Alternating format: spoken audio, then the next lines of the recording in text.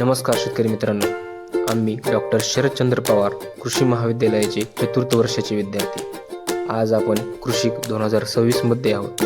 तर आज आपण कृत्रिम बुद्धिमत्ता म्हणजेच एआयचा वापर करून कांदा पीक लागवड व व्यवस्थापनाबाबत थोडक्यात माहिती जाणून घेऊया. नमस्कार.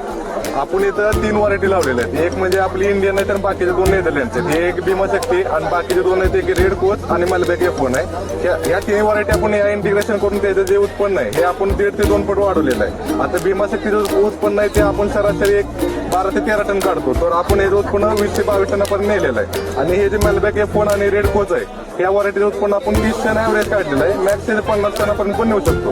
याच्यामध्ये काय केलं आपण, एकतर वेदर स्टेशन आणि सॉइल टेन्शन या 2 उपकरणाचे उपयोग केलेला आहे. याच्यामुळे काय होतं, तर आपले सेटलर मॅपिंग होते आणि प्लस तुमचं क्षेत्र किती निवडलं जातं त्यानुसार तुम्ही तिथं ते डाटा भरायचा की मला ही व्हरायटी मी या तारखेला शोईंग केली आणि मला एवढं उत्पन्न अपेक्षित आहे. त्यानुसार मग ते काय करणार, सगळे टेस्टिंग करणार, सॉइलमध्ये किती न्यूट्रिएंट आहे, वॉटर मॉइश्चर किती, हे सगळे डाटा तुम्हाला देणार.